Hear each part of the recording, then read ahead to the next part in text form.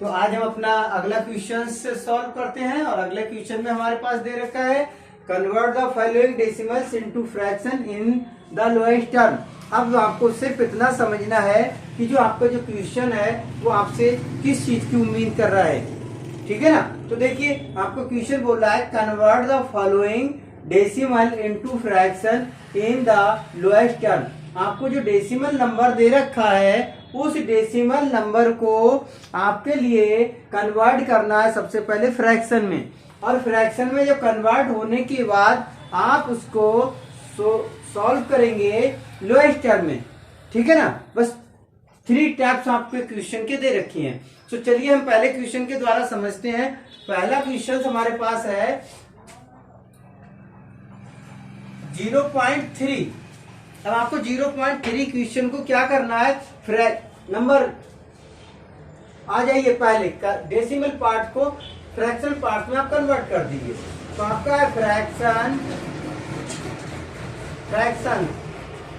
जब आप फ्रैक्शंस में इसको कन्वर्ट करेंगे तो क्या करेंगे, आपके पास 0.3 डिजिट दे रखा है ना, और आपको पहले ही बताया जा चुका है कि यदि डेसिमल से राइट साइड में 1 डिजिट है तो 10 से 1/10 से डिवाइड कर देंगे। तो हम क्या करेंगे, इसका डेसिमल कैंसिल आउट करने के लिए 0.3 का 0 पॉइंट कैंसिल आउट करने के लिए हम 10 से डिवाइड कर देंगे, ठीक है ना।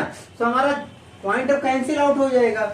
जब हमारा पॉइंट कैंसिल आउट हुआ तो हमारे पास डिजिट हमको मिला 3/10, ठीक है, 3/10। अब आपके पास ये जो है आपका एक फ्रैक्शंस हो गया, यहाँ पे एक फ्रैक्शंस में डिजिट प्राप्त हो गई। तो आप इसको समझ गए ना इस बात के लिए। अब आपको क्या करना है, अब आपको करना है कि जो डिजिट आपको प्राप्त हुई है उस डिजिट को आपको लोएस्ट टर्म में प्रदर्शित करना। तो आइए देखिए क्या करना है, हमको लोएस्ट टर्म में नोट करना। तो हम देखते हैं लोएस्ट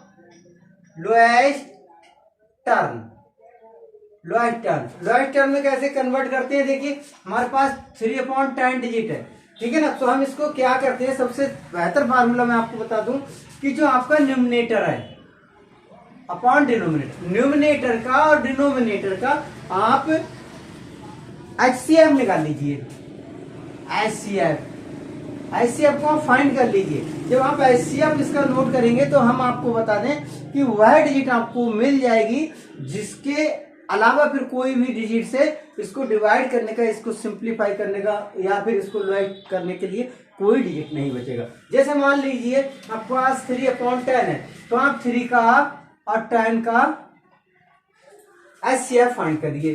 देखिए 3 3 या 9, आपके पास 1 आएगा, 3 नोट करेंगे 1 3 3 आएगा, 0 प्राप्त हो गया आपका। तो इसलिए आपका जो HCF आपको फाइंड हुआ वो हुआ 1, ठीक है ना। तो जो HCF आपको 1 फाइंड हुआ, आप इसके न्यूमरेटर और डिनोमिनेटर में क्या कीजिए, 3/10 के न्यूमरेटर एंड डिनोमिनेटर में इसके HCF से समझ लीजिए आराम से, HCF आपका कितना आया 3/10, HCF आपका आया 1।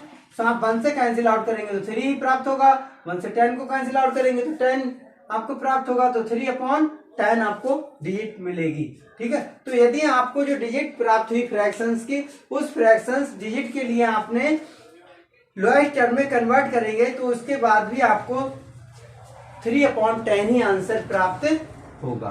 तो इस प्रकार से आप क्वेश्चंस को, जितने भी क्वेश्चंस हैं उन क्वेश्चंस को बड़ी सरलता से, बड़ी आसानी से कर सकते हैं। एक ही क्वेश्चन को सीखने के बाद आप सभी क्वेश्चंस को आसानी से निकाल सकते हैं। लेकिन नहीं, आप इसे देखिए और हम अभी अगले क्वेश्चन पर फिर चलते हैं। चलो इसे रब करते हैं।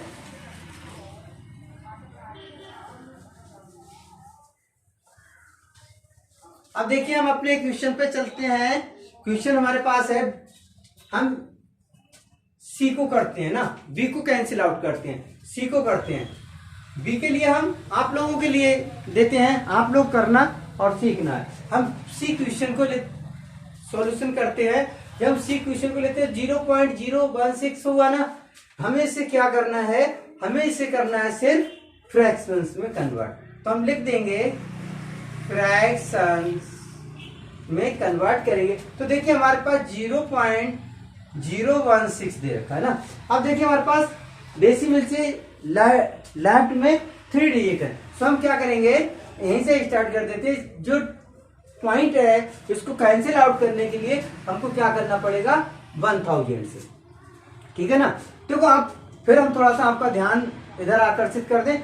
1/10, 1/100 और 1/1000 यह टेबल हमने आपको बताया था। जब इसको हम सॉल्यूशन करेंगे तो हमने आपको बताया था पॉइंट के बाद 1 आ जाएगा, पॉइंट के बाद 0 1 आ जाएगा, पॉइंट के बाद 0 0 1 आ जाएगा, ठीक है ना। तो इस फॉर्म में आपका ये है, कौन से फॉर्म में आपका इस फॉर्म में, ठीक है। तो आपने क्या 1000 से डिवाइड कर दी। अब हम इसको क्या करेंगे, अब हमने जब 1000 नोट कर दिया तो हमारा 0 cancel out, sorry point cancel out हो गया, ठीक है ना। हमारे पास हमको जो फ्रैक्शन में कन्वर्ट होके आया वो हमारा आया 16/1000, ठीक है ना। अब हमको क्या करना है, अब हमें इसका निकालना है क्या, सिंप्लीफाई करना। तो देखिए हम आपको दूसरी तरफ ले जाते हैं, इस तरीके से भी आप फाइंड कर सकते हैं, इसको कट कर सकते हैं आप, कैंसिल आउट कीजिए। आपको पता है तो कैसे, हमें पता है 2 से कैंसिल आउट हो जाए तो हम इस प्रकार से भी कर सकते हैं 2 8 और 2 से कट करेंगे तो 2 5 या 10 500। फिर हम क्या नोट करेंगे 8/500 आ जाएगा। फिर हम 2 से कैंसिल आउट कर सकते हैं 4 आएगा, 2 से कैंसिल आउट करेंगे तो 2 2 जा 4 और 2 5 जा 10, ठीक है। फिर हमारा 2 से कैंसिल आउट होगा। फिर हम आगे बढ़ जाते हैं, मान लीजिए नोट कर लेते हैं, बड़े आराम से समझ लेते हैं। फिर हम 2 से कैंसिल आउट कर सकते हैं, 2 आ जाएगा, 2 नोट हो जाएगा, 2 से करेंगे 1 2 2 जा 4 और 2 5 का कैंसिल आउट हो जाएगा, ठीक है ना। अब देखिए, अब आप देखेंगे एक बड़े ध्यान से देखिए, यदि आप इसको कैंसिल आउट नहीं कर सकते, क्यों, क्योंकि इसको कैंसिल आउट करेंगे तो सिर्फ ओनली फॉर 1 डिजिट होगा, 1 से करेंगे तो फिर वही आएगा, क्योंकि एक नंबर इसमें ऑड और एंड एक इवन नंबर है। तो इसलिए हम इस तरीके से भी को कर सकते हैं, ठीक है ना। तो हमारा क्या आंसर प्राप्त हुआ हमको, जो हमारा लोएस्ट टर्म प्राप्त हुआ हमको, लोएस्ट टर्म जो हमको प्राप्त हुआ 2/125 हुआ ना, इस प्रकार। तो इस तरीके से हम अपने क्वेश्चंस को कर सकते हैं, ठीक है ना। इसको रब कर देते हैं, इस तरह से भी आप अपने क्वेश्चन को आसानी से कर सकते हैं, ठीक है ना। HCF निकाल के भी कर सकते हैं, इस तरीके से आप कर सकते हैं, ठीक है। रब करते हैं,